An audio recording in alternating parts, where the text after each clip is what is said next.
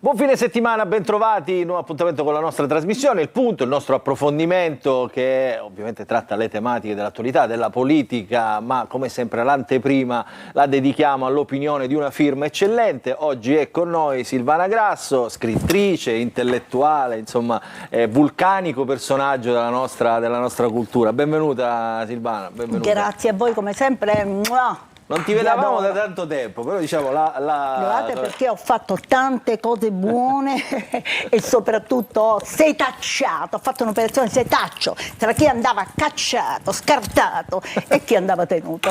Allora, lo dico diciamo, per quei 2 o 3 che non conoscono Silvana Grasso, personaggio della cultura nazionale, siciliana ovviamente, è l'unica, pensate, che viene contemporaneamente citata sulla Treccani, sull'Accademia della Crusca, per tutti i lavori che ha fatto. Perdonami se ti interrompo, ma il problema è che me lo chiedo io perché proprio io, no? Perché proprio io? L'ho proprio chiesto. Ha scritto un sacco di libri, diciamo, PS teatrali, insomma un sacco di cose. Ma questo è per tutte le legnate. E come sono state educate, che mamma pigliava un marruggio da scopa e mutirava, io correvo attorno al tavolo, quindi quel tipo di educazione ha fatto di me oggi chi da Treccani, chi da Crusca, non mi interessa granché sinceramente, però voglio dire che anche come siamo cresciuti conta. Allora, Silvana Grasso tra l'altro è anche un personaggio borderline perché è stata a contatto con la politica, con le amministrazioni, è un'appassionata di politica. No? Molto, però quel tanto da capire all'epoca, per chi ricorda, in tutto io durai 5 mesi, che avevo i giorni contati, che la ghigliottina era sul mio collo, e allora ho fatto quel che ho potuto. Trasi a Castellursino. Aspetta, raccontiamolo Silvana un attimo. No, lo racconti tu e poi intervengo. La racconto io. Che cosa è successo? Silvana Grasso è stata chiamata dalla giunta di Catania per ricoprire il ruolo di assessore alla cultura. Se mi permetti facciamo un po' divertire e diciamo la verità.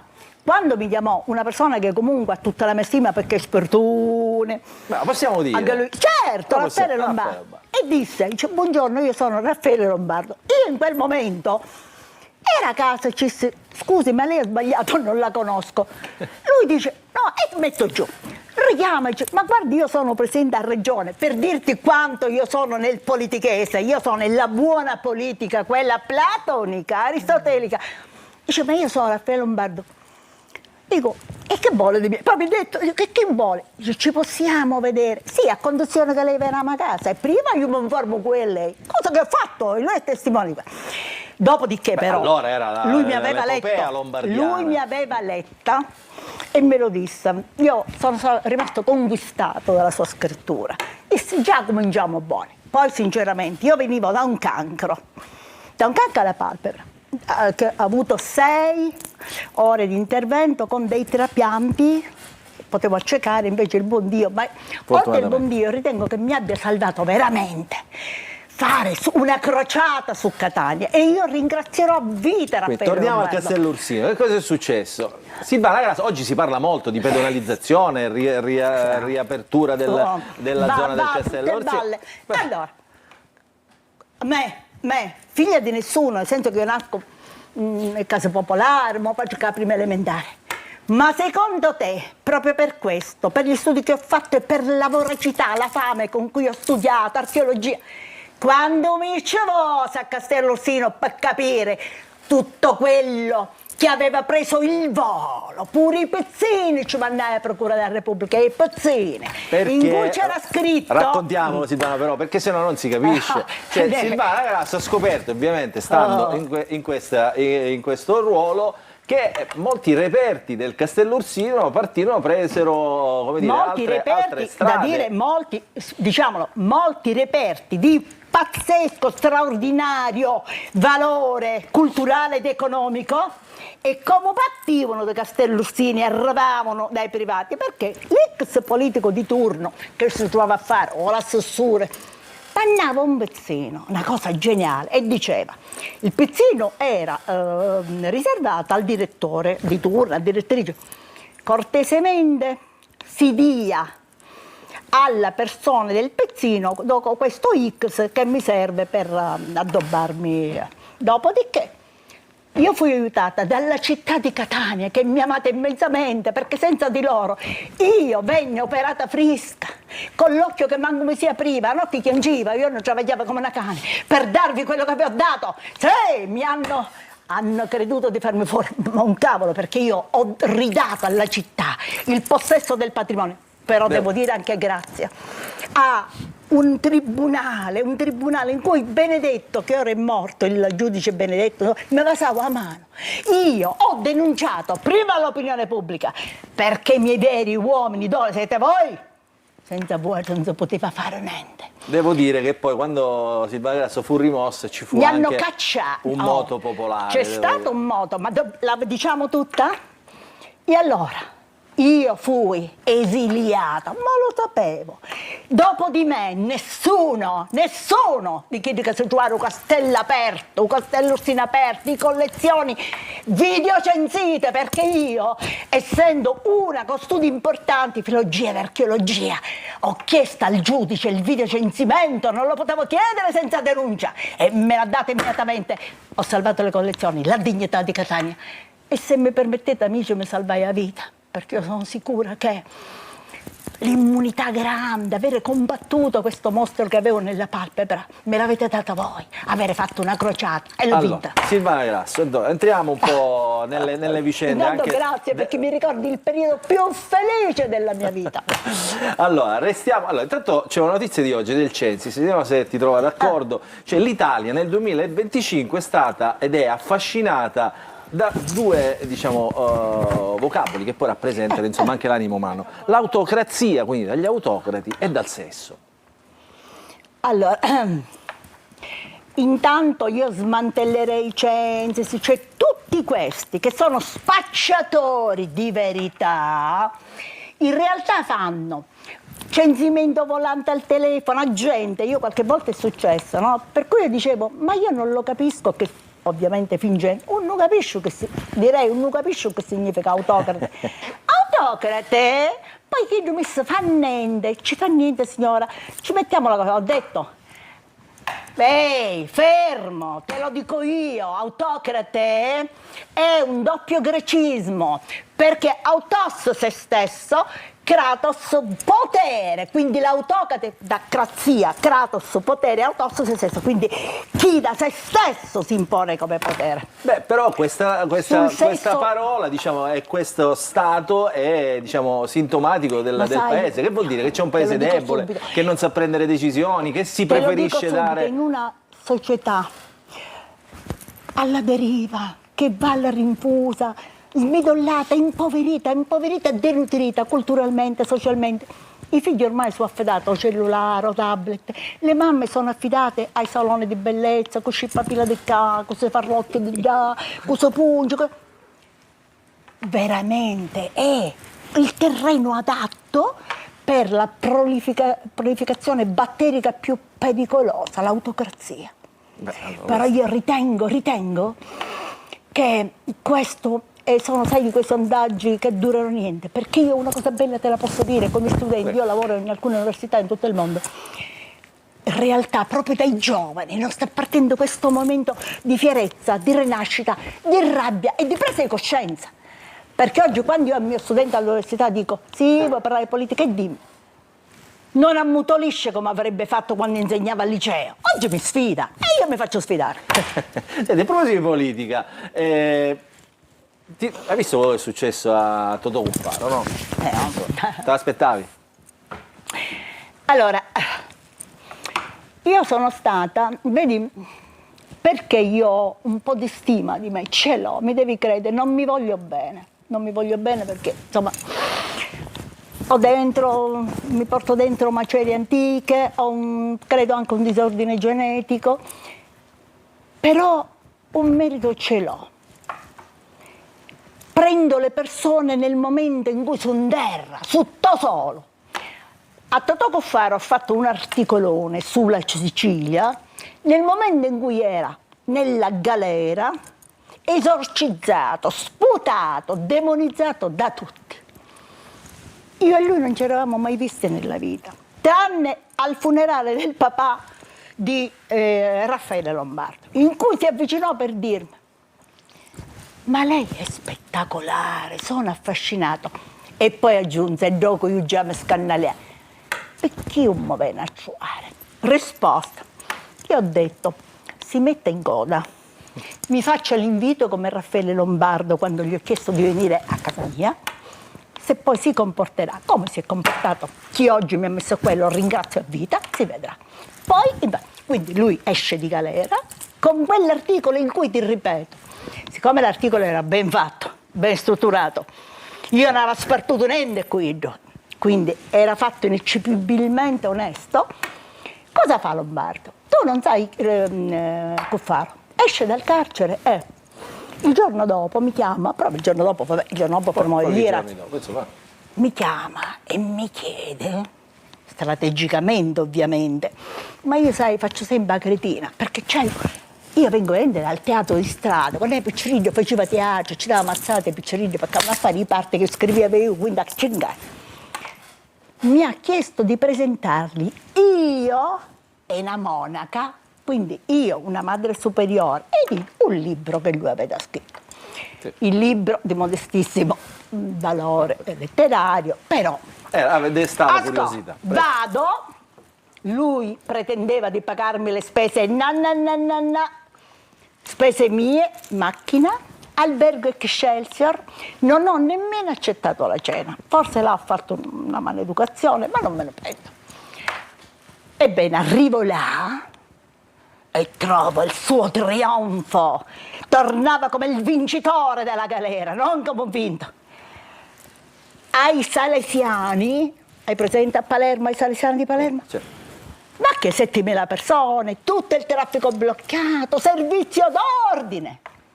E in prima fila c'era l'intelligenza di certa magistratura, l'establishment universitario, e io nel palco con queste persone che osannavano un incontro sinceramente molto, perché capisci bene che l'interesse, ma io che era scema, per carità, in questo l'interesse era politico, cioè pattiamo con la letteratura, pattiamo con Grasso, che è meglio di lei, no? Perché io ritengo di non essere nemmeno un bravo scrittore, lo dicono, ma non lo so, però sicuramente ho un atteggiamento sempre, vengo dal basso, vengo dal popolo, ma poi di carosita, no? Siccome venivo bullizzata, poi qualche volta ne parliamo, quando fai un episodio sul bullismo, chiamami, che ti racconto cose. Quindi a un certo punto io capì, fatta! Di nuovo andrà alla regione. Lui personalmente l'avevi già capito subito, insomma, l'avevi già, gli avevi fatto la fotografia. Ma che scherzi? Ma senti, ti avevano anche accostato, perché c'è stato un momento nelle ultime elezioni regionali che il tuo nome veniva fuori, cioè forse potrei candidarmi alla regione, me l'hanno proposto, però hai sempre tenuto, diciamo. Allora, quando io lancio o afferro e rilancio, no, certi sassolini, io sono poco e niente ingenua, no? Però mi piace giocare a fare a babba, fare l'ingenua, proprio perché ho un atteggiamento teatrale in tutte le cose. Quindi, quando diciamo si prospettò, dice, ma una donna veramente fu detto una fimmana, detto così, un già mai stato, presente a ragione, tu fossi tu perfetta. Io sapevo che persona più imperfetta di me non c'era. Io sapevo di essere strumento nel caso in cui avessi accettato. Questo è bellissimo. Ricevo un premio del quale mi vanto, cioè a Catania, dopo tutti, sindaci, politica, tutti mi hanno ghigliottinato dopo Castellussino, perché l'operazione di legalità, evidentemente, per sillogismo non l'hanno gradita. Se la legalità è un'operazione di onestà, e la fa l'Aggrasso deve morire politicamente, ma ti ha fatto un baffo. Vabbè, torniamo a Cuffaro. No, ma Cuffaro... Basta, poi è finita lì, insomma, allora tu hai subodorato. No, io ci disse che la cosa si poteva fare, ne parliamo, mica un segreto di Stato, certo, è uscito, c'era. Ne poteva fare. Nel tempo vinco il premio più importante della mia vita. E dove lo vinco? Vicino a casa sua, a Partenico. Ma io lo sapevo che io vinco questo premio, il più importante per me. La prima edizione a Silvana Grasso, una donna contro le mafie. E guarda caso, a Partenico, commissariata per mafia, questo è importantissimo, non me lo dà un sindaco in giorno, ma lo dà una commissaria per mafia. il commissario, diciamo, messo là per questioni di mafia. Quindi, diciamo, lo sistemava la... Mi mette là, vado, ritiro il premio e lui si presenta con una piccola corte, eccetera, e in realtà io gli apro casa a Partinico, no? Gliela riapro involontariamente.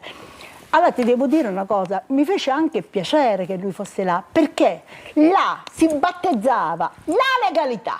Tu mi dici vero, finto, io ad un momento speravo, imploravo per lui che, per carità, poi sai... Ci hai creduto, diciamo, come ci hanno creduto in tanti. Ci ho sperato. Sperato. Anche perché ti dico la verità, che può fare, la cosa che mi duole è questa, non si rende neanche conto. Cioè, quando fa un faureggio, come chiama Iddu, no? In realtà non si rende conto che poi quello diventa reato. Ma non lo so, qua non entrerei, insomma. Io, ascolta, non entrerei, non siamo... Poi guarda com'è finita. Quando io un po', passando i mesi, ecco, poc'anzi a Barresi, non ho voluto fare l'intervista con Barresi. Con Mario, non l'ho voluto fare perché voleva me e lui. Ah no, perché poi nel tempo restano queste cose, vengono mandate online e io che sono citata da Crusca e ora un'altra venivi cosa. associata poi insomma a questa cosa qua. Come è finita? Dobbiamo stringere, abbiamo il tempo finito. Vai, finisci. No, è finita che poi tu hai preso le distanze. Dice, ma perché? Io ci disse, ma non ho mai finito di scrivere il mio curriculum, aspetta a finire il curriculum. In effetti è vero come curriculum fermo a 3 anni fa, è di 300 rotte pagine perché chi che c'è non spaventa. Però in realtà lui l'ha capito perché è sportone e poi si è fatto indietro perché ha capito che ci c'era sempre. E a causa del curriculum, mi dice, ma che cangiaste idea? No, mai, ma a causa del curriculum. Senti, faccio un'ultima domanda. Allora, dopo di noi, io lo so, tu lo sai qual è. Dopo di noi c'è Saro Crocetta, è venuto qua in studio, insomma, com'è questa storia? Allora, con Saro ricordi meravigliosi. Quando veniva ma è vero che avete avuto una liaison, ma sicuramente. Ma lui però diciamo, ha altri gusti, ascoltami, no? Le liaison, quelle per me più significative, più importanti, sono quelle non insozzate, da mani che si toccano, da corpi che si denudano, oltretutto lui come corpo sinceramente, da vedersi era, penso... Non entriamo in questi particolari. No, non entriamo. Però io ritengo che per lui sono stata affascinantissima come cultura, come donna, ma non quando fece un sindaco, molto tempo prima, perché la storia di Saro Crocetta veramente ve la posso raccontare. In un paese come Gela, una vita fa, Gela è una città che amo immensamente, però uno come lui, no? Che movimentava, no? Il transgender, che sicuramente aveva una sua eco forte, politica, culturale, sinceramente qualche pena l'ha vista. Quindi io ritengo che lui oggi, in questa fase, gli auguro di trovare quella direzione che lo riporti al sé di 30 anni fa quando ci conoscemmo e ci adoravamo. Quando era puro, diciamo. Certo, quando era mio e io ero sua. Allora, Silvana, siamo veramente in chiusura. Senti, velocemente, un tweet, come si diceva, una cosa, un flash. So che cos'è un tweet, vedi che io sono molto social, mi hanno ma ormai non si dice più, è un proposto di fare 2 podcast. Ah, addirittura. Veloce. Presepe o albero di Natale? Hai sentito? Niente. Io ho fatto da casa mia tu, ma io semplicemente proprio per una questione un po' di pigrizia, un po' di nostalgia del passato. Poi io dico una cosa, che in casa non dovete farne una questione politica di qualunque cosa, una questione... facciamo... Ma insomma, i genticelli avranno piacere di fare come buona a sua casa. Facete un presepe, ma soprattutto dubbatevi di mastazzola come in cotto. E Silva Panzono, un bello tabaretto, il vana grasso che salvavo i collezioni a Castellustino, ma salvate il cille, che mi venga a piglio fino alla casa. Silvana Grasso, grazie per essere stata con noi, ti aspettiamo ovviamente anche in altre trasmissioni. E spero veramente che chi ci segue a casa abbia avuto 10 minuti di risate, di leggerezza, pur dicendo cose serie. Sicuramente. Tra un po' inizia il dibattito, un ospite l'abbiamo annunciato, ce ne saranno tanti altri, parleremo di finanza. Buono, non ti muovo. Parleremo di finanziaria, politica, insomma la sfiducia Schifani, tutto quello che è successo in questa settimana, subito dopo la sigla con il punto.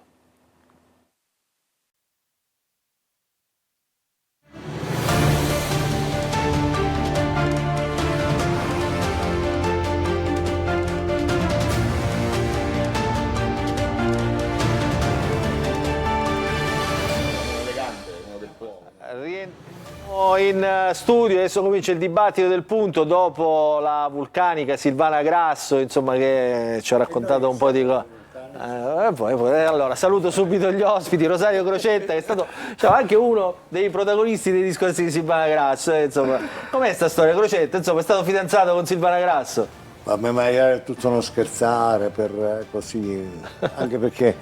Lei era innamorata, veramente, ha detto proprio. No, io sono innamorato di Silvana, anche adesso abbiamo un buon rapporto, però è un amore, diciamo, spirituale, come si chiama? Amore platonico. No, platonico, l'amore non è mai platonico, è, diciamo, una corrispondenza di amorosi sensi. Di amorosi sensi, ci fermiamo qui, insomma. Restiamo ad altri amorosi sensi. Saluto Lucio Di Paola, coordinatore del Movimento 5 Stelle in Sicilia. Grazie. Benvenuto Di Paola, Grazie. bentornato. Saluto Dario Deidone, deputato di Fratelli d'Italia, deputato regionale di Fratelli d'Italia e presidente della Commissione Bilancio con Deidone. Oggi ci aiuterà, anzi Deidone, a capire un po' cosa c'è dentro questa manovra finanziaria che arriverà in aula. Saluto Salvatore Geraci, il capogruppo della Lega all'Ars. Benvenuto Geraci. Un saluto a tutti. Sindaco di Cerda, famoso per... Famoso per i carciofi. Per i carciofi. Lui, insomma, questa cosa gli piace. Ciao Antonio Condorelli. Lo sanno tutti in tutto il mondo. Talassi, che poi porta i carciofi ogni tanto. Anche, se scapitato. I carciofi sono un... Non ce l'aveva. Anche la zona di Gela è molto lei da presidente della regione non ce l'aveva il deputato di Cerda. Quindi... Scemi, è famoso. Allora Antonio... E qua la situazione è molto seria, perché dobbiamo capire se questa mozione di sfiducia che è stata respinta favorisce il ritorno della luna di miele nel centrodestra, oppure con la finanziaria in vista magari si ricomincia con le notti dei lunghi coltelli. Allora, cominciamo sempre con il servizio che ci apre il tema della prima parte della trasmissione, lo ha anticipato Antonio Condorelli, la mozione di sfiducia al Presidente della Regione Renato Schifani, che è stata votata in aula il 2 dicembre, vediamo com'è andata.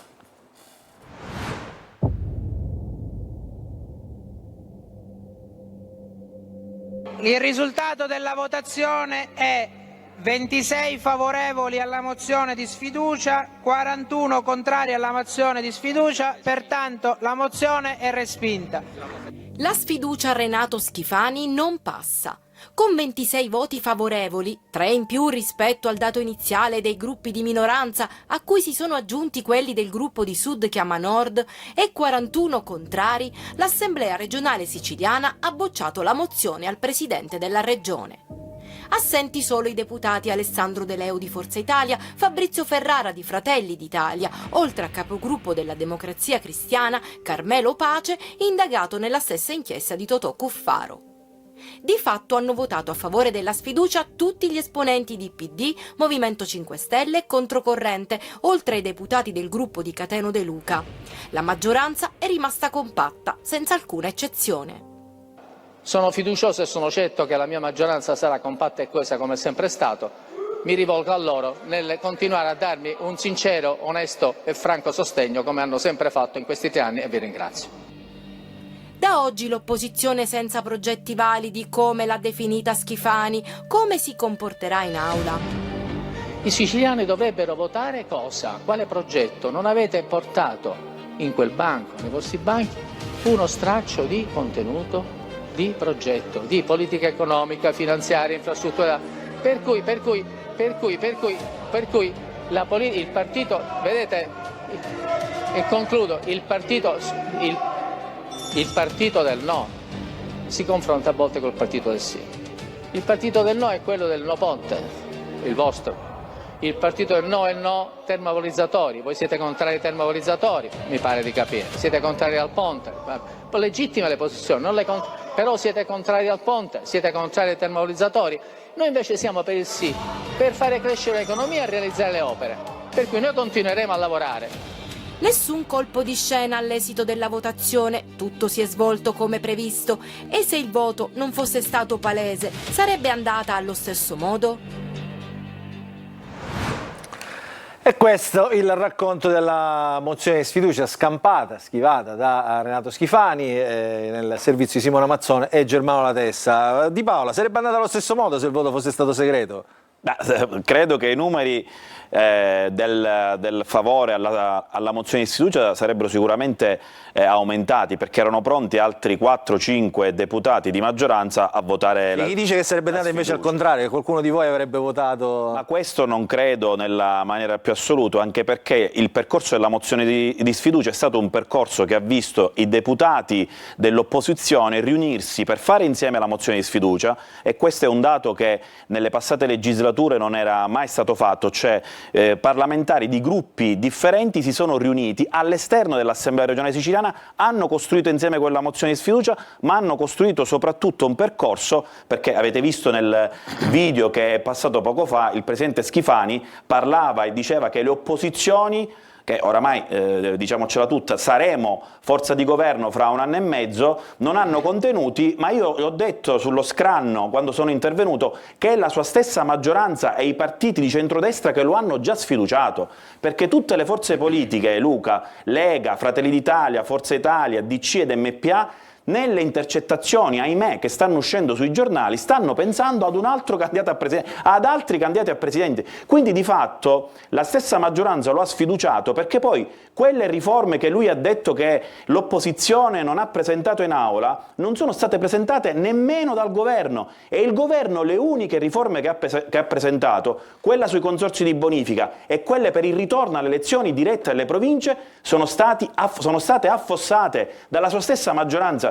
Quindi quelle, anticostituzionale, tra le altre cose, quindi quell'intervento che ha fatto in aula lo ha fatto su se stesso. Il presidente Schifani oramai è un presidente sfiduciato, noi stiamo già costruendo un'alternativa e vedremo quanto tempo ci darà la maggioranza, perché io non ho capito se si va al voto fra 6 mesi, se si va al voto fra 1 anno, questo lo vedremo insieme, però dico, noi oramai lo vedremo anche, secondo me già questa settimana con Atreju cercheremo di capire. Stiamo costruendo il tutto, infatti dico al presidente Naidone quanto tempo ci darete, perché noi siamo pronti, i 23 deputati di opposizione si sono compattati, ho visto che c'è stato un segnale pure da Cateno De Luca, vedremo se questo percorso continuerà a essere lo stesso del segnale dato durante la mozione di sfiducia, ma all'esterno abbiamo AVS, ci sono i civici, insomma questa alternativa è già pronta a governare. Geraci non so se la pensa come lei, Geraci viene dal mondo Cateno De Luca. Ma io spero che Geraci lasci prima possibile la Lega, visto che si voleva federare con la DC, e ora Durigon e Salvini stanno abbiurando Cuffaro e la DC stessa. Io a Salvo Geraci gli dico esci da questa DC. che durano poco. Allora, Geraci, non la sentiamo. Eccolo, vai. Me la racconta Nuccio. Diciamo, già hanno il candidato pronto. Chi è? Già hanno un presidente in chi è? Non si sa. Non lo so, per come l'ha raccontato lui. Ce l'hanno così. Ce l'ha. Almeno 5. Almeno ci sono almeno 3 presidenti. Ce l'ha San Martino. No, dopodiché, io mi riferisco alle opposizioni, il centrodestra, il candidato è Schifani, punto. Avanti. Allora, dopodiché... non Sodano, dopodiché non è Sodano. Quindi.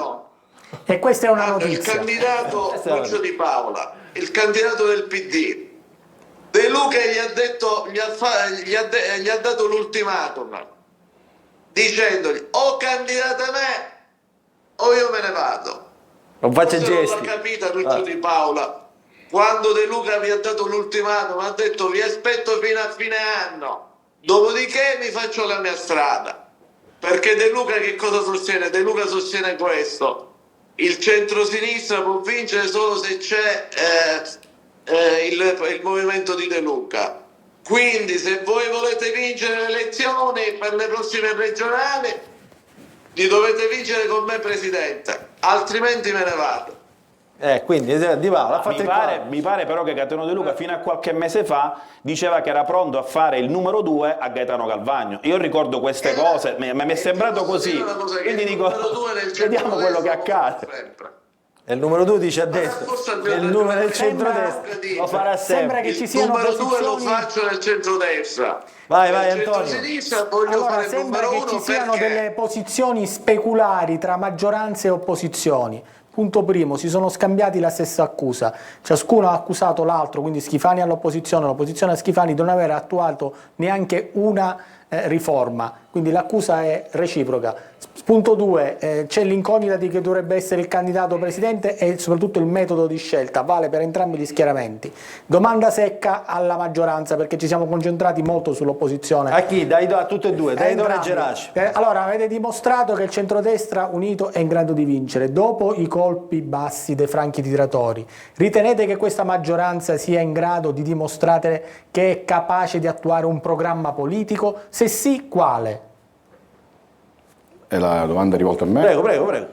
Allora, la domanda di Antonio, dico, è ovviamente abbastanza chiara. Noi stiamo proseguendo su un'attività importante, e quella per la quale io, rispetto alla mozione di sfiducia, chiaramente che era un atto politico, mi sarei sentito un irresponsabile nel momento in cui fosse stata portata a compimento, in una fase così delicata come questa, che è una fase importante per l'economia della nostra Sicilia, perché poi ricordiamoci sempre che noi parliamo di politica, parliamo di programmi, parliamo di progetti, ma poi dietro a tutto questo, anzi davanti a tutto questo, c'è il tessuto economico, sociale, imprenditoriale di questa terra che ha bisogno di correntezza, di prontezza, di velocità, di decisioni. Tutto questo messo da parte sarebbe un grave danno per la nostra terra. Ora, il collega Di Paola chiaramente aveva queste tutta una serie di certezze che se ci fosse stato il voto segreto la maggioranza avrebbe perso dei voti, certezze che invece l'opposizione avrebbe avuto voti in più, certezze anche che fra un anno e mezzo si candideranno. L'unica certezza che non hanno è quello di quando avverrà tutto questo, perché questo non l'ha detto. Beh, io mi auguro, devo dire onestamente, di avere contro, ma in termini di avversario, persone autorevoli come Nuccio, che conosco, che stimo come politico impegnato, ma io in Commissione Bilancio ne ho altre figure importanti, Antonio Cracolici, Fabio Venezia, cioè persone che hanno una rispettabilità anche nell'impegno che svolgono, anche da me, lavorando con noi, anche con sinergie, se vogliamo, su cose condivise che hanno riflessi generali. Noi dal nostro punto di vista invece stiamo portando avanti un'attività che è di politica economica, che è di fondamentale importanza, perché i risultati economici che abbiamo traguardato in questi anni, a volte anche in silenzio, a volte senza manifestarli, sono di grande rilievo, anche per chi verrà dopo. Io non dico che dopo... Ecco, Daidone, lei sta toccando un punto, diciamo, che noi ma dopo potrebbe esserci 5 Stelle a governare, io mi auguro... Che non è di grande popolarità, no? Cioè, nel senso, dire che qualcosa va bene, insomma, non è... Però devo dire, i numeri sono confortanti. Sono quelli, ma io vi parlo anche di meccanismi che abbiamo noi trovato all'interno della regione, perché poi uno si confronta con tra virgolette, con un mostro. Non c'era Crocetta però prima, perché il refrain di prima era quello che ci ha lasciato Crocetta. Io non l'ho detto.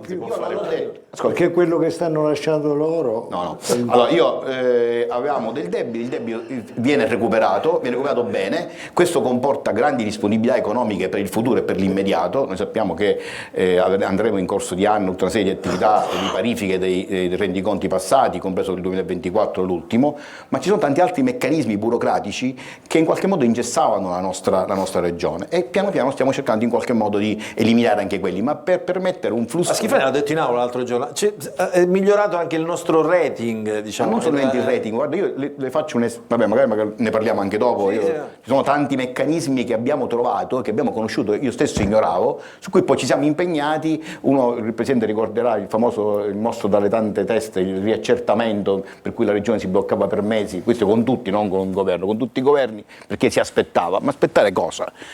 Bastava semplicemente mettere a posto le cose per far sì che l'accertamento i primi mesi, applicando la legge, non esiste, si può continuare a pagare e far confluire nel tessuto economico territoriale miliardi di euro altrimenti bloccati. È una follia.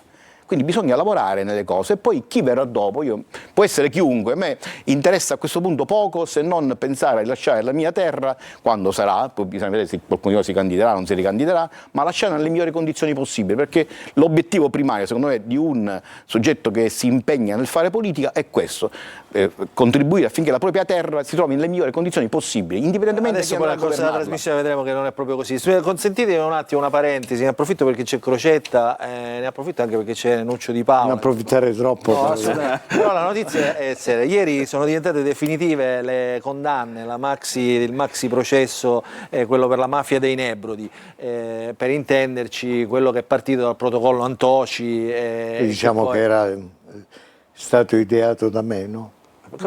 Diciamolo. Che quello ha rischiato la vita, poverino, con anche lo stesso Antoci è stato nominato questa cosa di Antoci è veramente naturalmente è stato messo in dubbio anche l'attentato. Le cose positive non hanno colore politico, sono positive È stato messo in dubbio anche l'attentato d'Antoci in questi anni con un metodo discutibile, diciamo così.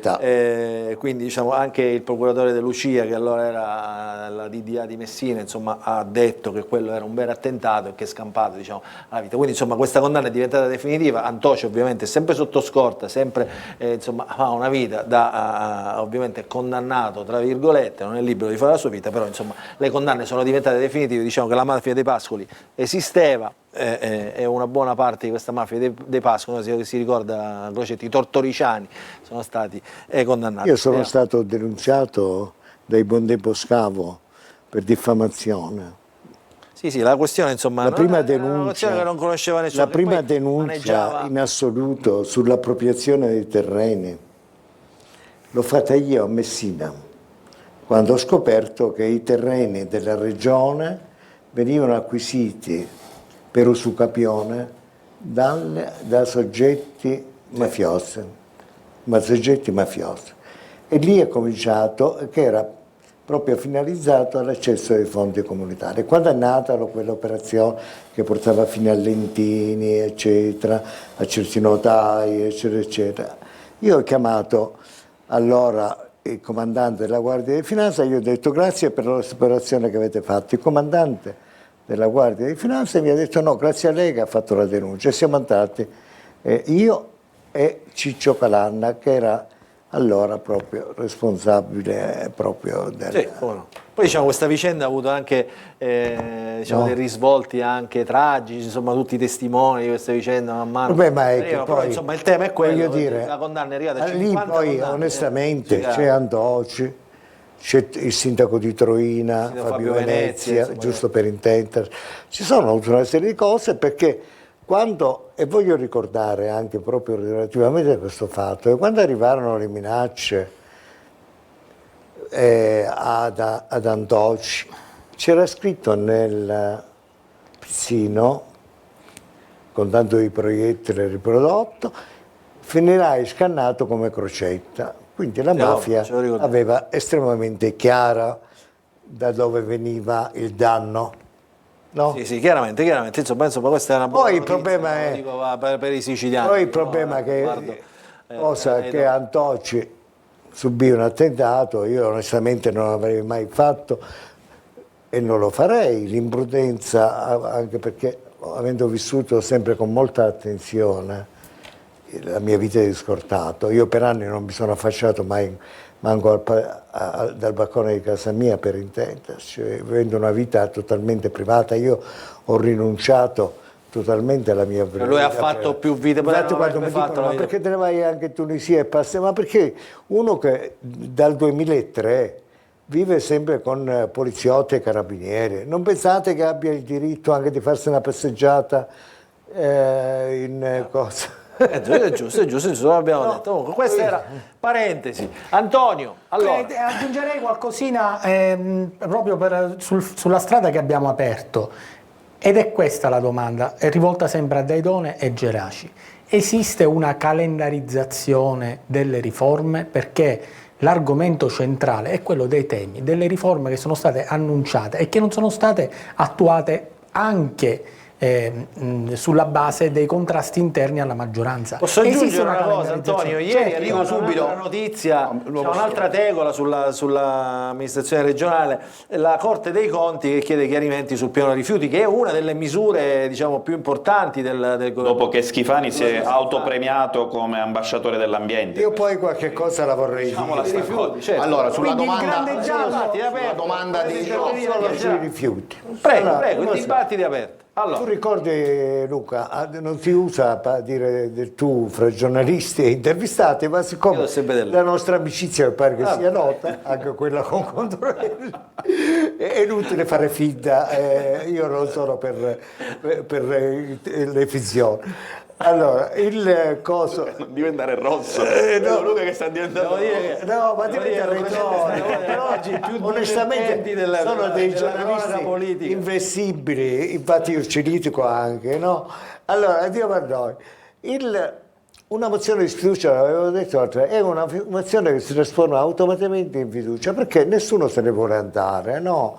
Quindi anche perché non c'è una legge che dice io ti faccio una mozione di sfiducia, chi per esempio la vince ha il diritto di proporre un candidato alternativo e eventualmente portare alla conclusione della legislatura. Quindi non, ci potranno essere, a me me ne hanno fatte 3, tutte che 3 erano, si sono addirittura 3. Mi presentava cancelliere che si metteva d'accordo con Forza Italia, quindi una vocazione antica di cancelliere. La gente è così, di fare queste cose un po' promiscue, diciamo.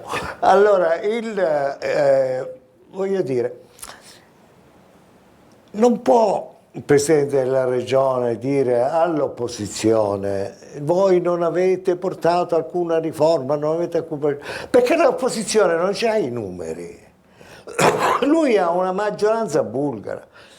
La differenza fra il mio governo e questi governi che sono succeduti è che io avevo in Parlamento ero in minoranza eppure riuscivo a approvare i bilanci, a mettere in bonus il bilancio della regione, a approvare leggi, perché poi voglio dire, io non voglio presentare i risultati economici che abbiamo messo in bonus, il bilancio della regione dopo un anno praticamente ha cominciato a essere in pareggio e dopo 2 anni in attivo, e abbiamo lasciato pure utili di amministrazione che abbiamo destinato non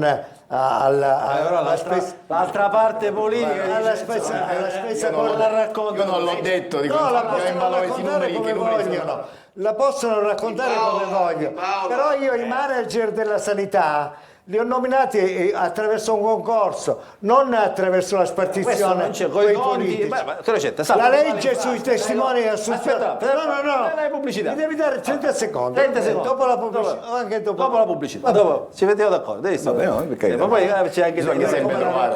Dopo la pubblicità.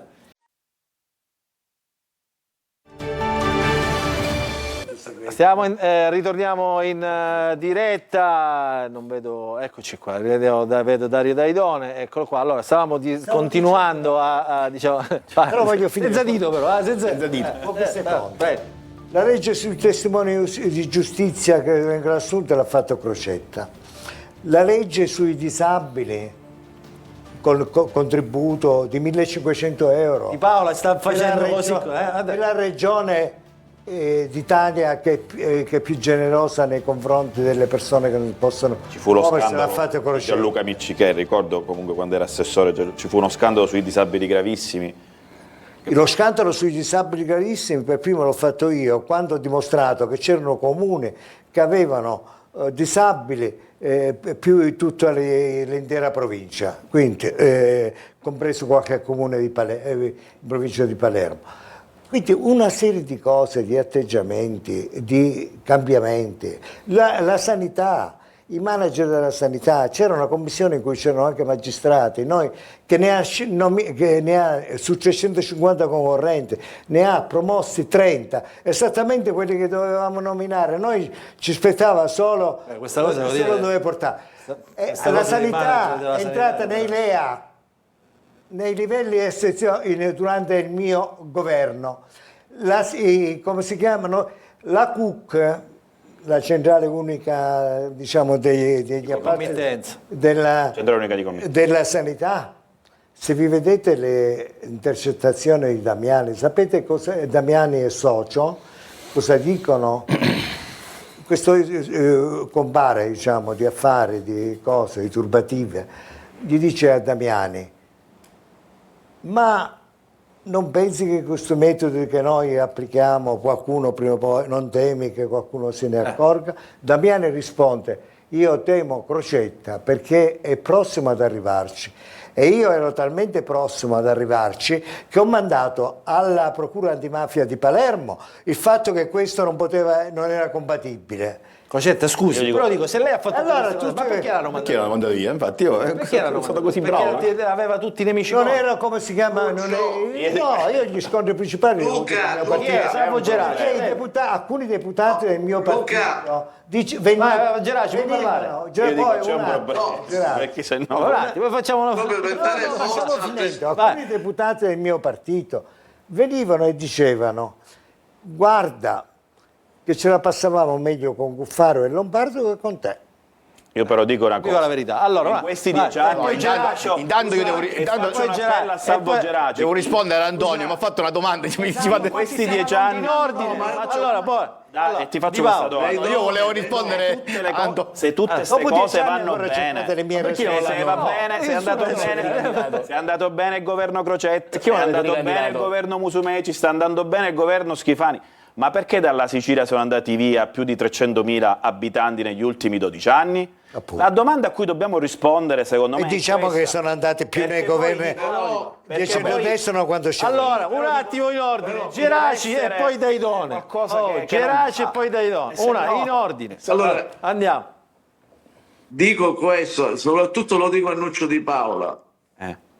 Ancora oggi il candidato più credibile che ha il centrosinistra si chiama Crocetta. Allora, convertiti a Crocetta e il candidato ce l'avete. Ma noi, scusami Salvo, noi abbiamo detto... Ce l'avete il candidato. Abbiamo detto che eroggiamo gente... No, Daidone candidato no. Candidato no. Noi oggi siamo la prima volta che progressisti, popolari e indipendenti. Popolari, progressisti, centrosinistra, eccetera, eccetera. Resta il fatto che con la mia candidatura avete vinto. È stata l'unica di queste aree. C'era però un centrodestra oggettivamente spazio. Allora, perché ora come sarebbe? Perché nelle ultime elezioni hanno candidato la Chinnici. Presidente. Ma perché non hanno candidato a Punta De Luca che forse vincevano? Ma che era candidato? Era candidato. No, candidato col centro-sinistra. Avete la scelta la Chinnici e se n'è andata col centro-destra. Il vostro leader supremo. Però dico una cosa. Se n'è andato con Forza Italia. Però dico una cosa, non possiamo. La faccia di Condorelli è fantastica. Perché poi il rischio qual è? Bisogna dare stabilità ai siciliani. Bisogna dare stabilità ai siciliani. Dico dalla regia non si sta capendo niente. Il problema non è il presidente, diciamolo ai siciliani. Il problema è che negli anni, e io lo dico anche nei confronti del presidente Crocetta, ci sono stati presidenti e per questo siete quelli che mi avete rovinato di più. Che non hanno ascoltato l'Assemblea regionale siciliana, che non hanno ascoltato le forze politiche e quindi ci sono state sempre azioni di ingovernabilità o quando si sono ma perché io avevo fatto gli accordi o quando si sono cambiati 50 assessori perché avevo fatto l'accordo con i grillini e l'indomani Cancellieri firma o quando oggi non si riescono a far passare le riforme. Fate parlare dai Daidone, non ascoltavano nessuno con Cancellieri. Allora, non ci vuole solo il presidente, ci vuole una squadra. Non volendo eludere la domanda di Antonio, dico che dal vertice maggioranza fatto i primi di novembre è stato stabilito che alla nuova calendarizzazione, al rientro, subito dopo questo breve periodo festivo, i primi 3 disegni di legge che andranno in aula sono enti locali, consorzi di bonifica e polizia locale, perché era stato deciso che avessero delle prove, perché già in aula pronti per essere votati. Bravo, scusami, probabilmente faranno un piccolo passaggio in commissione, perché i disegni di legge quando si varca il 31 devono riavere il parere, ma ci stiamo una settimana a farlo per riportarli in aula, quindi questo è il primo blocco. Quindi la famosa stagione delle riforme che ha detto Schifani. Dopodiché andremo incontro a un periodo importante, perché dal mio punto di vista continua a essere quello economico, che è il focus su cui lavoro quotidianamente, e noi contiamo nei primi 3 mesi, probabilmente nei primi 6 mesi, di ottenere le verifiche degli anni dei rendiconti 20, 21, 22 e 23, che sono cose importanti perché mettono equilibrio sui conti, sbloccherebbero delle risorse importanti, mentre invece il 2024 presumibilmente avverrebbe con la liberazione di quelle cifre importanti di cui si è tanto parlato nella seconda parte dell'anno. diventa fondamentale capire da un punto di vista numerico qual è l'impatto che tutto questo ha sulla situazione complessiva, perché quando oggi noi parleremo magari dopo di legge finanziaria di stabilità, sappiamo che la legge di stabilità quest'anno varrà per il 2026 1,2 miliardi, 1,3 miliardi rispetto a 1,1 miliardi, quasi 1,5 miliardi. Se questa è la valenza, capiamo bene che se nel corso del 2026 dovessero liberarsi risorse per 2,5 miliardi o anche qualcosa in più, capiamo qual è l'effetto che possono avere se spese e allocate bene rispetto al tessuto economico-sociale di questa terra, perché sono risorse libere, non vincolate, per cui potrebbero essere utilizzate per sistemi, per strumenti e per dei canali di finanziamento già attivi che, se in qualche modo produttivi, potrebbero essere rimpinguati, si potrebbero fare tutta un'altra serie di scelte infrastrutturali, sociali. Quindi si apre un periodo che noi, se ci saremo ancora, capisco. No, dico, ma io faccio. Capisco, ma anche su questo, la partecipazione, la condivisione, il ragionamento con tutti i partiti. Aumentiamo il fondo sulle autonomie locali? Quali sono per la io faccio una proposta, visto che qua c'è. Secondo me, quali sono? Noi andremo subito, la prima aula che ci sarà andrà, diciamo così, sull'esame di questo tipo di legge, su questi tipi di leggi, quindi secondo me a febbraio già potremmo avere il risultato su una delle tre, 2 delle 3 e poi andare avanti, perché non ci saranno 3-4 variazioni di bilancio come purtroppo no, per fortuna abbiamo avuto nel corso del tempo, perché questo significa impegnare risorse nuove, quindi quando si hanno risorse nuove da impegnare è sempre un bene, però chiaramente comportava un blocco, comportava un impegno da parte dell'Aula e da parte delle commissioni. Se invece ci concentriamo su materia legislativa che non ha impatto economico se non marginale, possiamo andare avanti bene i primi 6 mesi per fare diverse cose, in attesa poi di avere disponibilità e quindi poi là concentrarci sul profilo economico. Adesso in finanziaria faccio l'appello sia al collega Daidone che Geraci: aumentiamo il fondo e il trasferimento ai comuni, perché io faccio l'appello ai sindaci: questo fondo di trasferimento di risorse alle autonomie locali nel corso degli anni è andato sempre a diminuire. Geraci è sindaco. Io l'appello che faccio: aumentiamo questo fondo ed eliminiamo le riserve.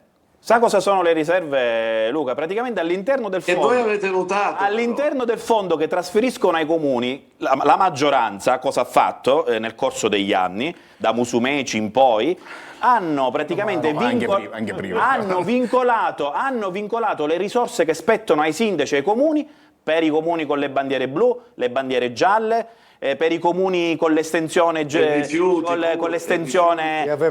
maggiore, praticamente hanno dato dei fondi specifici, chiamandole riserve, ma praticamente danno più fondi a determinati comuni, ovviamente con i sindaci amici. Allora la proposta nostra è: eliminiamo le riserve, faremo un soppressivo e chiameremo pure il voto segreto se serve, perché so che trasversalmente queste riserve non piacciono, e finalmente liberiamo i fondi che trasferiamo ai sindaci da queste, chiamiamole pseudo, io le chiamo pseudo marchette, sono marchette un po' diciamo che sono marchette nascoste, vere e proprie, marchette nascoste. Eliminiamo le riserve, e faccio l'appello pure a Fratelli d'Italia e a Lega che sono qui presenti, ed aumentiamo pure questo fondo. I sindaci ci ringrazieranno. Questo è un tema che ci vediamo. Schifani ha detto che non abbiamo proposte e contenuti. Che è assurdo. Luca, non mi trascurare, Luca. Allora, posto che noi... un punto in sospeso di Matteo Salvini che riguarderebbe Geraci. Adesso ne parliamo dopo, perché so dove vuoi arrivare. Aspetta. Ok. Allora, una breve battuta su questo argomento. Su questo tema, Daidone, una breve battuta su questa. Perché ci sono stati, loro hanno fatto una cosa eccezionale recentemente, cioè hanno messo in fila tutti i contributi ai comuni, cioè dove sono arrivati e dove non sono arrivati. Ci sono comuni che hanno percepito. Allora, io devo dirti quasi zero, per essere chiari, che per poi con i numeri di qualche il sito possono andare a controllare i siciliani, mettono il comune e spunta quanti ci sono comuni piccolissimi. Uno tra tutti, ad esempio, c'è Maletto, che è un comune che riceve un sacco di fondi poi i più maliziosi a guardare il sito, a vedere chi è vicino, eccetera. Intanto diciamo una cosa: il Fondo Autonomie Locali non è l'unico sistema di finanziamento dei comuni. I comuni della Regione Sicilia nel 2024, dati che io posso ottenere quest'anno, hanno ricevuto da tutti gli assessorati, sia attraverso il fondo sia un'altra serie di interventi finalizzati in ambito sociale, in ambito di sanità, in ambito di formazione, in ambito di trasporto, circa, adesso vado a memoria, intorno a 1 miliardo e 300 milioni, 2024, dico pronti a dimostrarlo, perché sono tutta una serie di canali di finanziamento. Nel fondo autonomie locali, che è questo di 350 milioni, noi abbiamo lavorato in commissione, c'è stata una serie di riserve, ci siamo impegnati all'unanimità tutti quanti a proporre al governo di ridurre impinguando e portare un rapporto di 1 a 10, che è una proposta che farò io stesso ufficialmente, per riportare il rapporto di 1 a 10 le riserve con altro. Non ci dimentichiamo che già l'anno scorso e quest'anno abbiamo tirato fuori da questo fondo tutta una serie di voci di spesa dei comuni. Prendo per esempio il trasporto locale dei ragazzi, che vale 11 milioni, è stato messo in tabella, quindi tolto fuori dal fondo. Parlo degli ASACOM che abbiamo portato a 15 milioni, prima non esisteva, da 2 anni esiste perché ci siamo resi conto dell'impatto straordinario che purtroppo i disabili però chiedono sempre soldi. L'anno scorso abbiamo fatto... Hanno ragione perché è un fatto... Qualche anno fa probabilmente, qualche anno fa, ricordate il Presidente, forse nemmeno esisteva questa voce degli ASACOM, era una cosa, tranne quelli della provincia, ASACOM, e senza la comunicazione. Oggi è esplosa, l'anno scorso siamo intervenuti con 17 milioni, quest'anno interveniamo con 15 milioni, quindi cerchiamo di stare incontro ai comuni. E non basta, lo so, cercheremo di fare altro, con disabili gravissimi, sì, ma mi rendo conto, però chiaramente stiamo cercando, non ci dimentichiamo che noi abbiamo un'altra voce di spesa imponente, che sono 200 milioni l'anno, a parte il fondo che va ai comuni per i contrattisti poi stabilizzati a tempo indeterminato, che però, su cui bisognerà, e che vanno interamente pagati alla regione ogni anno 200 milioni, che però sono oggetto in questo momento, in queste ore, anche di discussione perché andrebbero implementati. Io faccio una riflessione. Lei ha parlato di un sacco di misure, tutte giuste, però sembrano tutte, perché sono tutte per carità.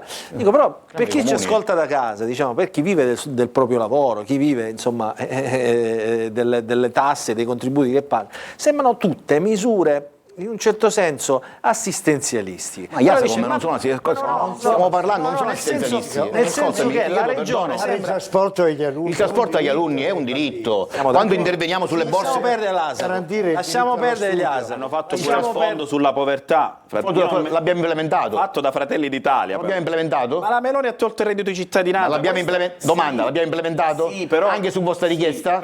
Ci siamo trovati d'accordo nell'implementarlo. È una grande diamo soldi alle persone. È una grande contraddizione, queste cose. Perché quei fondi non lo vedo, sono fatti reali, non è che deve venire su queste cose che non hanno. Quando c'è una cosa positiva, nella finanziaria per esempio c'è la misura, no? che consente le assunzioni, cioè adesso ora ci sono queste norme che avranno un impatto, noi abbiamo già delle stime esterne, ovviamente andranno verificate. Queste sono quelle che interessano. Però sono di fondamentale, perché quando parliamo, diceva correttamente l'onorevole Di Paola, dobbiamo aiutare i nostri ragazzi a tornare. Allora, abbiamo fatto c'è una norma che riguarda le borse di studio per i specializzanti, implementiamo. C'è la norma sulla decontribuzione del costo anno di nuove assunzioni del 10% sul costo anno, dove mettiamo 150 milioni.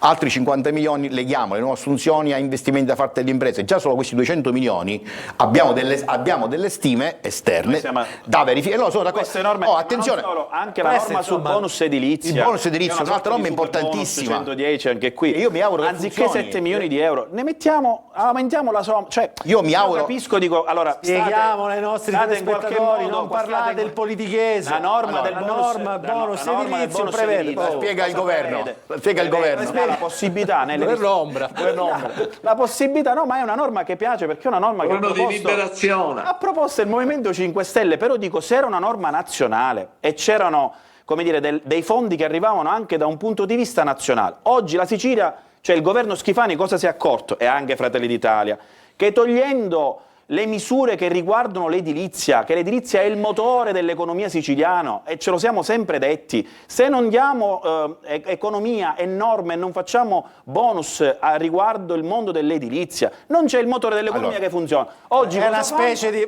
Oggi spieghiamolo, perché sennò i nostri telespettatori... Sono fondi che vengono dati per le ristrutturazioni delle abitazioni civili, poi ci sono tutta una serie di... adeguamento sismico e riqualificazione adeguamento energetico, non è simile al super conservazione, una parte, però ci mettono solo 7 milioni di euro, 10 milioni, un'altra parte, vabbè, non è quello il problema. Sono, dico, quante abitazioni? Scusate, non è quello il problema. 200 abitazioni. Il problema è fare mettiamocene di più. Il problema è fare delle norme. Le vostre case sono. Vedere, verificare anche la funzionalità e l'impatto per implementarla nel corso dell'anno. C'è anche la misura sull'abbattimento degli interessi per le giovani coppie che nei centri storici ristrutturano, altri 5 milioni. Questa è la stiamo cercando cercando... Questa è la famosa norma Sbardelli. Stiamo cercando, no, Daidone, perché l'ho proposta io.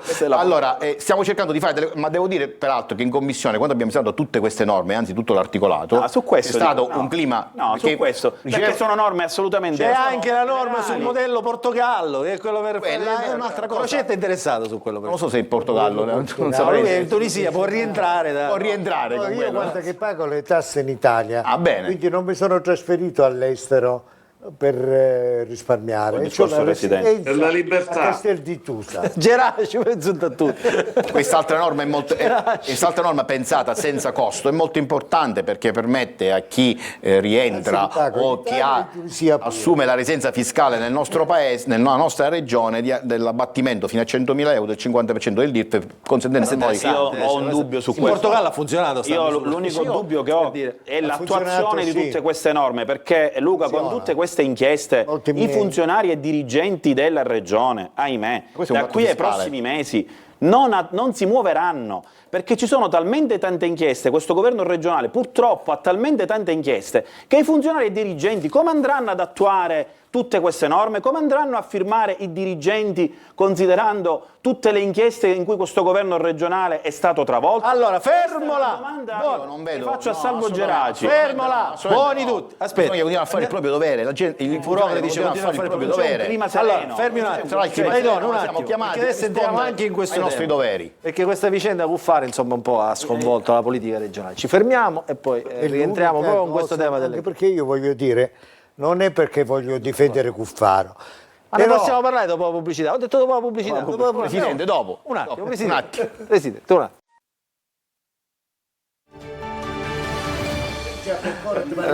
Rientriamo, Crocetta è una pagina di storia, veramente anche fuori. Capirai che quotidianamente facevo... Crocetta, perché veramente mi sta ricordando delle cose incredibili proprio sulle inchieste. Allora, facciamo così, guarda, apriamo la pagina legalità. Anche Musumeci parla come Crocetta, cioè nel senso entrambi, veramente siamo profondamente diversi. Però la scorsa volta ho ascoltato Musumeci, devo dire di sì, e ha fatto da moralizzatore alla politica. Ha moralizzato la politica, lui che si è messo esterno a questa cosa, però è stato presidente della regione. Però non parlava nessuno. Comunque veramente non sono per niente. Allora io devo dire... Non sono per niente moralista. Allora io devo dire... Non giudico, infatti stavo in... Questo è un bene. C'è Salvo Geraci. Stavo in parlare al povero Gesù Cuffaro. Scusa, stato il un problema quarto non d'ora. è Cuffaro, un secondo esatto. È il metodo con cui hanno lottizzato i manager. Perché se ogni partito si prende dei manager, cosa vi aspettate? Che questi facciano opere pie? Quindi non è questione di moralizzare o non moralizzare, è questione di metodo. Allora, Geraci, dica. No, ho ascoltato 15 minuti così in religioso silenzio. Qualche risposta la devo a Nuccio Di Paola, dico là c'è Daidone che è molto molto moderato. Però racconta fatti, mette in fila dei numeri, dei dati. Allora, per quanto riguarda la narrazione che fa Nuccio Di Paola, una maggioranza divisa, non è vero, ci siamo divisi per qualche emendamento, ma per quella che è stata la direzione c'è stata sempre unità. Una. L'altra, quando fa la battuta sui funzionari che sono travolti da inchieste, diciamo, è una battuta subdola, le devo dire. Nuccio, ti voglio bene, però è una battuta subdola. La fai pure col sorriso in bocca. Non è battuta. Perché lasci intendere altre cose. Devo dire che c'è un problema giustizia. Dal 92 in Italia c'è un problema giustizia che entra a gamba tesa nella politica. Allora, sarà un caso però vedo che in Europa viene ribaltata la situazione che c'è in Italia. In Italia c'è uno strabismo che guarda sempre da Berlusconi, Meloni, Lega, guarda sempre da questa parte. Mentre in Europa vedo che invece guarda da tutte le parti. Quindi attenzione. Allora, attenzione, aspetta un attimo. La giustizia. No, non l'ho capita sta cosa. Aspetti un attimo, Geraci. Allora, aspetti, facciamo una cosa. Abbiamo prima un contributo. L'anno scorso gli altri. L'anno scorso c'erano gli altri. Renato Schifani su Conte. Perché mi ha interrotto lui? No, perché vi voglio fare sentire, apriamo questo argomento della legalità e della giustizia, delle leggi in maniera seria, senza sorrisi, perché il tema è serio. Allora, intanto questo è Renato Schifani. No, ma io infatti li voglio affrontare. No, un attimo, Geraci, andiamo con ordine. Questo è Renato Schifani l'altro giorno in aula. Ha parlato di Giuseppe Conte che è andato a fare la manifestazione col Movimento 5 Stelle sotto il murales di Falcone e Borsellino. Scelta legittima, insomma, la possono fare tutti. Questo è Schifani su Giuseppe Conte, presidente del Movimento 5 Stelle. Quello che mi ha offeso però, ve lo dico con grande serenità, è che la scelta che ha adottato, ci mancherebbe, la location murales di Falcone e Borsellino al Molo Trapezoidale, però scelto quel luogo per attaccare il Presidente della Regione, questo non lo posso accettare. Allora che si faccia la protesta davanti a Falcone e Borsellino mi sembra riprovevole. È riprovevole politicamente, perché a me su antimafia nessuno può dare lezioni per quello che ho fatto. Io ho fatto le leggi, io e il centrodestra, i governi centrodestra. E questo è Renato Schifani. Dopodiché c'è un'altra narrazione, che è quella delle inchieste che stanno travolgendo la regione, la politica siciliana. E questo è il servizio di Simona Mazzoni con Germano Latessa.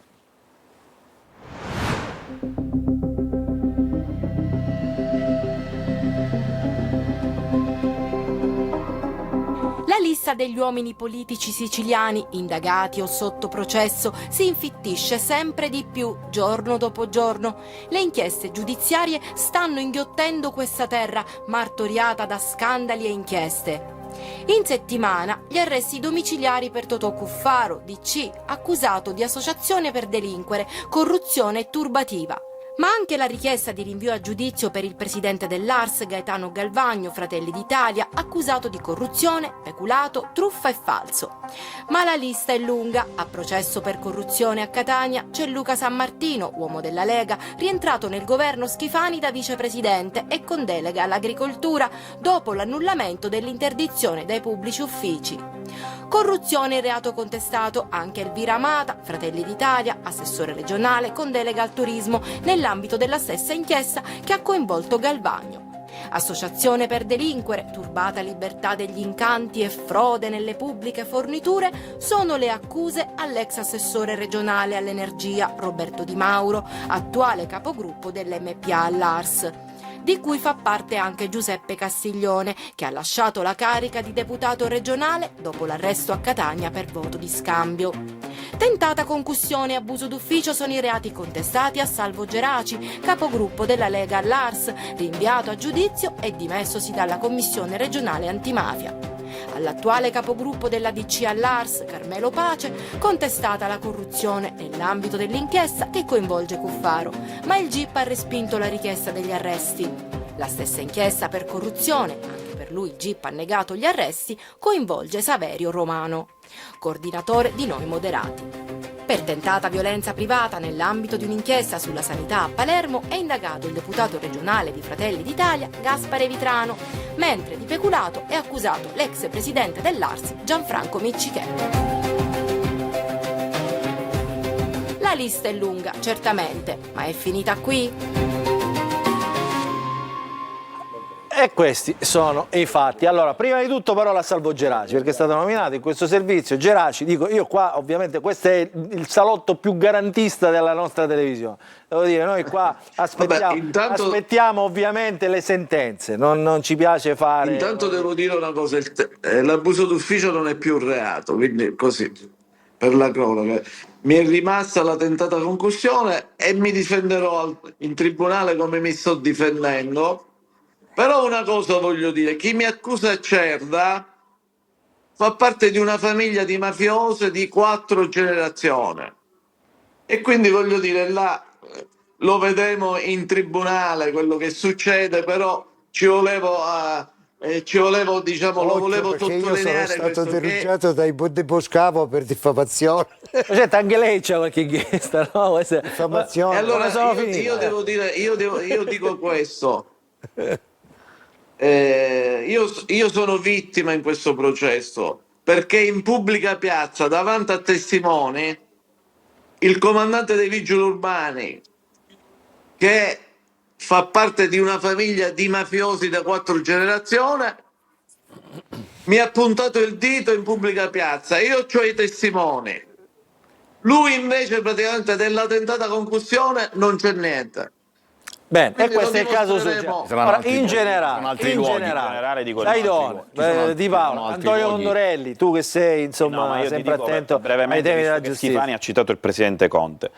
È chiaro che il ragionamento che fa il Movimento 5 Stelle, a parte che ognuno può manifestare sotto il murale che vuole, dico, se il Presidente Schifani vuole fare una manifestazione sotto un murale, il murale di Cuffaro o di altri, che lo faccia pure, dico, noi non lo attaccheremo sotto questo punto di vista. Fa sempre battutine, però, No, dico perché criticare su dove si fa il sit-in è tutto un dire. Il problema qui qual è? Noi quello che denunciamo e cerchiamo di far passare come messaggio ai siciliani, che c'è un sistema politico ad oggi, poi è chiaro che l'inchiesta, la magistratura, la giustizia farà il suo corso, però c'è un sistema politico che si regge oramai da decenni in Sicilia e che noi vogliamo sconfiggere e far capire ai siciliani: guardate, non votate più, o meglio andate a votare per togliere questo sistema politico che oramai si è incrostato all'interno dei dipartimenti, degli assessorati. Se non c'è il ricambio politico, noi questo è il messaggio che più volte abbiamo detto, se non c'è il ricambio politico e rimangono sempre gli stessi, io ho assistito dal report ad una telefonata tra Cuffaro e San Martino, che ha dell'incredibile, cioè ascoltando quella telefonata, al di là se ci sono poi che si dicono? No, ma che non da domani sera. Che tra di loro Antonio, ho visto l'anticipazione, tra di loro lottano in maniera anche pesante sulla nomina di Tommasino per il consorzio di politica della Sicilia occidentale. Dico, questo modo di fare politica è un modo di fare politica. Però un attimo, Di Paolo, io capisco, diciamo, il mio ruolo qui, anche rimettere le cose in ordine. Attenzione, dico, però abbiamo letto tutte le carte di queste inchieste. Scusate un attimo, fatevi parlare, abbassate i microfoni. È la modalità, questo è un argomento serio. Allora, un attimo. Tutti abbiamo letto queste carte, di tutte queste inchieste che abbiamo messo in fila. Il racconto può essere, come dire, nell'estrapolazione di queste intercettazioni può essere fatto ognuno a proprio piacimento.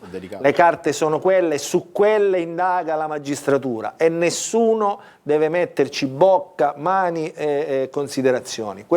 Su questo sono molto, molto rigido. Sono garantista fino alla fine. Il giudizio sarà dato al terzo grado. Su questo, diciamo, è ovvio che poi c'è la speculazione politica ed è ovvio che così come abbiamo fatto noi, tutta una serie di inchieste, adesso non le ho contate quante sono, ma sono davvero tante, è chiaro che in qualche modo scuotono la nostra politica regionale perché sono le inchieste che riguardano chi mette, e sono tante. Condorelli, Antonio. Il problema è quello che in questo momento queste inchieste mettono in moto una serie di interrogativi che si incrociano con le scadenze del percorso della legislatura, perché non sia mai che sia per causa di un'inchiesta che collassi una maggioranza, ma un rischio anche ventilato potrebbe esserci. Noi abbiamo parlato tempo fa anche dell'importanza del ruolo del Presidente dell'Assemblea regionale siciliana. Se dovesse esserci un rinvio a giudizio, cosa accadrebbe? Punto interrogativo. Allora, Assenza ci ha detto che non ritiene opportune le dimissioni anche in caso di rinvio a giudizio, però oltre a questo ci sono anche quegli aspetti che stanno maturando all'interno dell'inchiesta che coinvolge Totò Cuffaro, perché lo sappiamo benissimo, ci sono altri dirigenti che sono stati intercettati, ci sono molti omissis. Allora, in questa fase in cui la maggioranza insomma sta cercando di riorganizzarsi, l'aspetto giudiziario ha una funzione sostanziale nel determinare ciò che può essere. Poi posso dire un'altra cosa, su una cosa che ha detto poco fa Geraci, dico che io ho colto però in qualche modo, perché diciamo, nei giorni, in questa settimana proprio è uscito su un quotidiano nazionale La Verità la testimonianza di un PM Gallucci che indagava nella procura di Termini Imerese, e questo Gallucci ha detto dice, guardate, dice, io stavo indagando a 360 gradi su tutti, mi fu ordinato, disse così, di indagare di indagare non sulla sinistra ma sulla Lega. Questo l'ha detto un PM, diciamo, quindi anche queste, attenzione, no Antonio, anche queste sono, diciamo, allora, quando accadono queste cose, ecco, benissimo, quando accadono queste cose, che ben venga che si vengono a sapere, ci sono tutti gli strumenti, per fare chiarezza anche su queste cose. E devo dire che quando avvengono questi fatti rappresentano un campanello d'allarme serio e importante, perché se la magistratura si schiera o se la magistratura è schierata o se ci sono parenti di magistrati che partecipano alla spartizione degli enti pubblici, allora non c'è più nessuna differenza tra controllore e controllato, e fa bene Geraci o anche il pubblico ministero a rilevare delle pressioni presunte che sono state subite. Allora i magistrati si dovrebbero dimettere molto tempo prima di accettare una candidatura, e quando finiscono la candidatura non dovrebbero più ritornare a fare i magistrati. Bravissimo. Queste sono le riforme. Bravissimo. La separazione reale è questa. Esatto, anche perché io non posso avere il sospetto che sono indagato da un magistrato perché politicamente appartiene a un'altra forza politica. Questo è il tema che ha colto Crocetti. Lo so, però è veramente assurdo. Infatti quando quasi 3 anni che litighiamo sulla separazione delle carriere fra PM, che non così si delegittima però la magistratura. Assolutamente, però, non si delegittima, ma non quella del fatto che questi magistrati poi sono... Io credo, Presidente, che volevo riagganciarmi a quello che diceva Antonio Condorelli. Allora, la situazione ovviamente è molto delicata. È chiaro che in un sistema di regole, quando queste regole vengono da chi che sia, in tutti i corpi dello Stato, dico io, non butterei il bambino con l'acqua sporca. Purtroppo nell'essere umano c'è una parte, può prevalere una parte negativa, e questo in tutte le categorie, così come nel politico, nell'amministratore. Certo. Quindi io non farei diciamo una generalizzazione che non ci sta. Certo, C'è chi è più esposto, per cui ha un dovere aggiuntivo di attenzione, nel caso specifico il politico, perché è quello che va più in evidenza, e quindi deve stare ancora più attento nel trattare e nel relazionarsi. Tutto questo purtroppo non c'è, perché si candidano regolarmente e ritornano a fare tutto questo purtroppo però non aiuta il clima generale, perché quando poi si esercita il proprio dovere, si cerca di fare il proprio dovere in un clima non sereno, in una situazione non di equilibrio, diventa tutto più difficile. Quindi anche se tu ci metti l'impegno, tutto l'impegno possibile e immaginabile, poi queste situazioni da decidere verranno valutate, gettano anche in qualche modo ombra su tutto il lavoro buono che si sta cercando di fare. Quindi io mi dico a me stesso, bisogna stare attenti a quello che si fa, a quello che si dice, a come ci si atteggia, a come ci si relaziona, cercando di capire bene quali sono i limiti che non vanno superati, nemmeno accostati, per evitare che poi si superino inavvertitamente. Perché è una situazione molto difficile. Sono d'accordo con Dayton. Allora, fermiamoci un attimo, ultima pausa pubblicitaria, poi rientriamo, abbiamo Totò Calì con le sue vignette. Ci sarebbe una questione per Geraci, quella famosa domanda su Salvini. La famosa domanda, fagliela adesso così ti risponde a rientro. Al volo, allora, Matteo Salvini può permettersi di dare consigli in materia di candidatura a Presidente della Regione alla maggioranza attuale che governa la Sicilia? Punto interrogativo. La risposta dopo la pubblicità.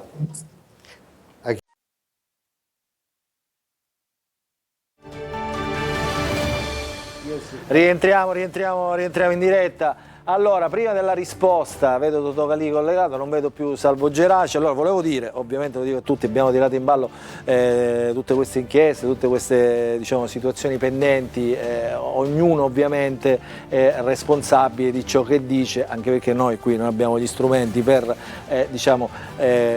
qualificare le accuse, e soprattutto siamo disponibili a ricevere ovviamente le dovute repliche, quindi mi sembra giusto anche che sia così. Allora, Geraci, sulla domanda di Condorelli, che era, può Matteo Salvini parlare al Presidente della Regione Renato Schifani su un possibile candidato alla Regione in sostituzione sua? La risposta. Ci sono intanto? Sì. Ci sono. Allora, prima volevo dire una cosa, per concludere il ragionamento sulla giustizia, volevo dire che poi ognuno risponde delle proprie azioni, e credo che non può rispondere Schifani politicamente delle azioni personali degli altri. Quindi questa per concludere. La risposta a Condorelli, e poi dobbiamo chiudere. La risposta a Condorelli è semplice. Salvini può intervenire solo in un caso, nel momento in cui si dovesse parlare della successione a Schifani. Ma se Schifani va in continuità, Salvini non ha motivo di parlare. Ok, chiarissimo. Allora, Totò, siamo in chiusura, le vignette. Eccomi qui. Ah, eccoti qui. Guarda che c'è Crocetta, guarda, ti sta aspettando le vignette. È messo qua, bello, lo incontrate per favore. Facciamo vedere Crocetta un attimo, che si sta gustando, messo proprio là, pronto per gustarsi le vignette di Totò Calì. Hai visto che bello? Vai, andiamo. Abbiamo due belle notizie che provengono insomma dal Chi sono questi? Chi è? Mondo musicale. Ah, mondo musicale. Questa è Delia, quella ragazza Delia, X Factor, no? che ha cantato a X Factor. Devo dire, questa ha portato come dire, in alto il nome della Sicilia, ha fatto tutte cose molto terribili. Sputava pupi siciliani proprio dalla bocca. Esattamente. Prossima. Poi c'è quella che ha vinto, no? Questa qua E questa è l'altra ragazza. Sembra cinese. Quella che ha vinto. Castagni invece. Sembra, è catanese di Tre Castagni. Che è di Tre Castagni, il paese dove abito io. Quindi hai festeggiato insomma con tutta la comunità di Tre Castagni la vittoria di X Factor. Vabbè, andiamo avanti. Poi e poi Salvini. Non lo riconoscevo. Salvini, perché? Harry Potter. Harry Ora Potter. farete i conti con me, visto che con la Corte dei Conti è alla Corte dei Conti. ci vuole più di un miracolo, ci vuole una magia adesso. Interviene sempre la Corte dei Conti. Può andare all'Urbe. Di diversi ruoli. Dopo la sfiducia, questo chi è? La sfiducia non è passata, è rinato Schifani. Bellissima. È Rinato Schifani. Siamo sotto Natale qui, giusto? Guarda Crocetta, tagliamo la vignetta a Crocetta. Crocetta è contento, il presidente è contento. Ce n'è un'altra, no? Ho avuto vignette da maggiori vignettisti. Gliene ha fatte un sacco, ce ne abbiamo tante conservate. Ecco, Cuffaro non poteva mancare. Non poteva mancare. La saga di Cuffaro continua, gli arresti domiciliari, Natale con i tuoi. Forzatamente però in questo caso. La palla se dura fino a Pasqua. La palla di Natale. Questa è la storia. Aspetta, fermo. Questa fammela raccontare. Sì. A Biancavilla sono stati scambiati due cadaveri, quindi i parenti del morto hanno pianto il morto sbagliato. Il 7 e l'8. Giusto? La storia tipo la fine sì. Esatto, quindi questa è la vignetta. Quindi hanno sbagliato a dargli il morto e questo è l'orbitorio, insomma, non ci vedono bene. Non ci vedono bene in questo caso. Ecco, quelli dell'obitorio. Eccolo qua. Quindi Va bene, con queste salme vi saluto. Vi saluto. Ciao Totò, grazie per essere stato con noi anche questa settimana. Allora, siamo veramente in chiusura, il tempo a nostra disposizione è veramente finito. Allora, grazie a Salvo Geraci, deputato regionale, coordinatore, anzi capogruppo della Lega all'Assemblea regionale siciliana. Geraci, mi raccomando, quando è la sagra del carciofo? Quando è la sagra del carciofo? 25 aprile. Quindi ancora c'è allora possiamo venire. Vediamo il carciofo. Io sono proprio... A Condorelli ha detto ci vediamo in aula, è il secondo che glielo dice. Il presidente Crocetta è invitato. Ti vengo a trovare, sindaco. Hai visto? Così si fanno gli accordi, ecco. Grazie Lucio Di Paola, coordinatore del Movimento 5 Stelle in Sicilia, prego. Grazie a te, e io spero e utilizzo una frase storica del presidente Crocetta, che la Sicilia non ritorni indietro. La Sicilia deve proiettarsi in avanti, indietro non si torna, proiettiamoci oltre il 2030 e non torniamo agli anni del 2010-2000, anni che i siciliani oramai, come dire, hanno messo da parte. Proiettiamoci al 2030 e oltre. Ci sono persone che...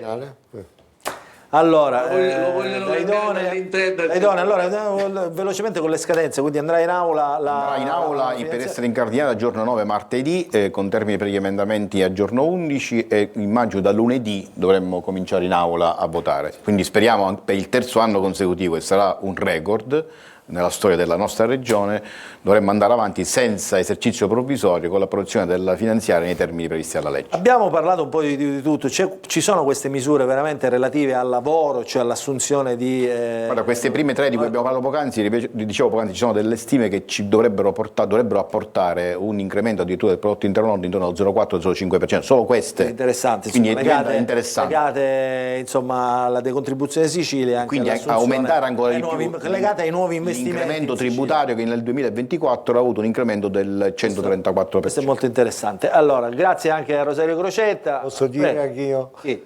Allora, il problema in Sicilia non è che se la riformina... Presidente, sono i saluti, però. Sono i saluti. No, ma io sono i saluti. E infatti sto facendo un augurio. Non è la riformina di qua e la riformina, è di cambiare il modo di fare politica di tutti, e che nessuno cerchi di asciugare, come si dice in siciliano, un cutello sulla giacca degli altri. Dobbiamo essere capaci di un'autoriforma, questo ci chiedono i siciliani, più saluti e più auguri di questo io penso non ci sia. Grazie anche a Rosario Crocetta, grazie al nostro Antonio Condorelli, che troveremo la settimana prossima collegamenti con Atreju, ve lo diciamo già adesso, quindi insomma c'è molta della nostra classe politica siciliana, c'è anche Giuseppe Conte, non faccia lei la... C'è il confronto, il confronto con la Meloni. Ma sono alla prossima polemiche politiche di parole. Grazie a tutti, buon fine settimana a tutti.